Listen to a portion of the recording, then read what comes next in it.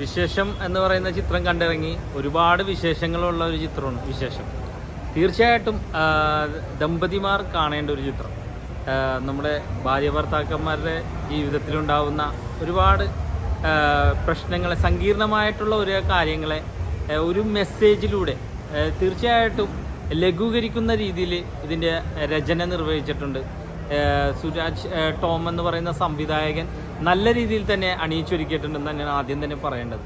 പിന്നെ ഇതിൽ അഭിനയിച്ചിരിക്കുന്ന ആ ഒരു നായക കഥാപാത്രം കഥാകൃത്താന്ന് തോന്നുന്നു. തീർച്ചയായിട്ടും അദ്ദേഹം നല്ല രീതിയിൽ തന്നെ ചെയ്തിട്ടുണ്ട്. അതേപോലെ തന്നെ ചാന്ദിനി എന്ന് പറയുന്ന ആ ഒരു നടി, തീർച്ചയായിട്ടും അദ്ദേഹം കുറച്ച് നാളുകൾക്ക് ശേഷം നായികയായിട്ട് തന്നെ നല്ല രീതിയിൽ തന്നെ ചെയ്തിട്ടുണ്ട്. പിന്നെ ഓരോ കഥാപാത്രങ്ങളും ഒരുപാട് പുതുമുഖങ്ങൾക്ക് അവസരം കൊടുത്തിട്ടുണ്ട്. പിന്നെ ബൈജു എഴുപുന്ന നല്ല രീതിയിൽ തന്നെ ചെയ്തിട്ടുണ്ട്. പിന്നെ നമ്മുടെ നാത്താം കേസ് കൂട് എന്ന അതിൽ ജഡ്ജി, അദ്ദേഹത്തിൻ്റെ പേരെനിക്കറിയില്ല, പക്ഷേ അദ്ദേഹം നല്ലൊരു കോമഡി കഥാപാത്രം, കോമഡി എന്നാൽ സീരിയസുമാണ്. അദ്ദേഹത്തിൻ്റെ ഓരോ കൗണ്ടറും നമ്മൾക്ക് തിയേറ്ററിൽ വളരെ എനർജി, നമുക്ക് കൈയടിക്കാനുള്ള ഒരു എനർജിയാണ് നൽകുന്നത്.